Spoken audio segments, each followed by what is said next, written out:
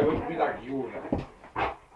Siis see näitab seda, et ma ei ole nagu mõistuselt nagu halva toitumusega, ma ei ole mõistuselt korrast ära, et ma nagu ei pressi peale seda, et ma olen nüüd kohutavalt sööma ja ma söön ennast jämedaks.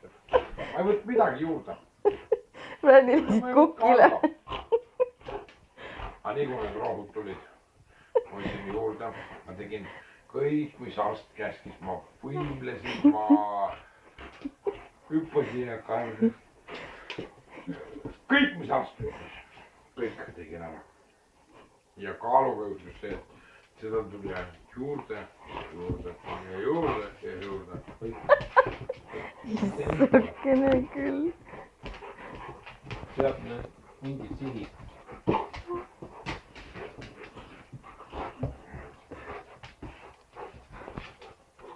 Millega seoses tuleb kõik iseenesest. Et mina võtsin mingi, ma ei jaksa ka, kui sa käid kusagil päeval 7 tööl õhtul enam jõusaali üle. Käisin vahepeal jah, mingit jõusaali tegin jah. Siis kui ei olnud palju tööd ja haha üli, et piletit maksta, siis võin. Aga hetkel ma võtsin mingi sihi lihtsalt. Et iga kord, kui ma lähen duši alla, võtan ma lõuga.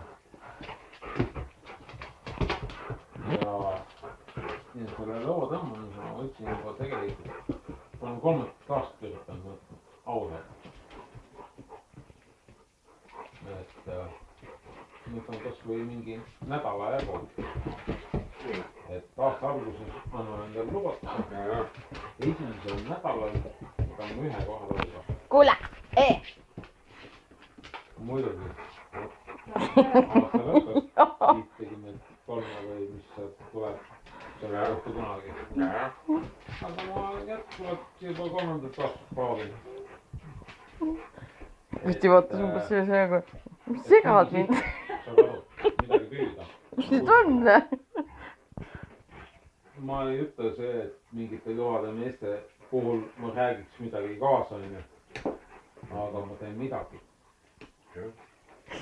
Et seda ma lihtsalt nagu soovitan. Tänni, miks sa pead teisel vihal ole? Seaksid nagu mingi sihi midagi teha.